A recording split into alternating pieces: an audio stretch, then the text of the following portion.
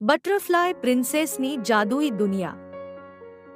એક વખતની વાત છે, દૂર એક જંગલમાં પરીના ગ્રહ નામનું જાદુઈ રાજ્ય હતું. એ રાજ્યમાં રંગબેરંગી તિતલીઓ રહેતી. એ બધાની રાણી હતી, પ્રિન્સેસ મીરા, જેને બધાએ પ્રેમથી બટરફ્લાય પ્રિન્સેસ કહી. મીરા સામાન્ય રાજકન્યા ન હતી.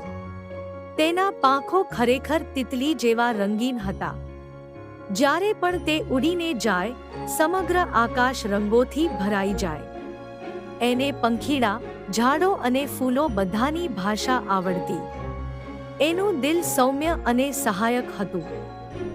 એક દિવસ શિયાળ નામની દુષ્ટ હાયાઓનું એક ટોળું જંગલમાં આવ્યો.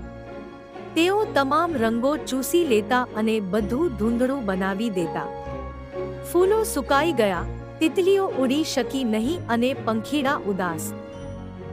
પ્રિન્સેસ મીરા ભયથી નહીં ડરી. એને ખબર હતી કે સાચો રંગ તો પ્રેમ, દયા અને એકતામાં છુપાયેલો છે.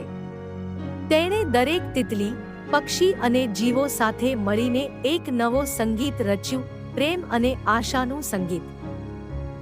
જ્યારે એ સંગીત ગવાયું, તો રંગો વાપસ આવવા લાગ્યા. શિયાળ નષ્ટ થઈ ગઈ અને આખું જંગલ ફરી જીવી ઉઠ્યું. ત્યાંથી શરૂ થયો નવો યુગ, જ્યાં પ્રિન્સેસ મીરાને ન માત્ર બટરફ્લાય પ્રિન્સેસ પણ હાર્દિક રાણી તરીકે પણ ઓળખવામાં આવવા લાગી.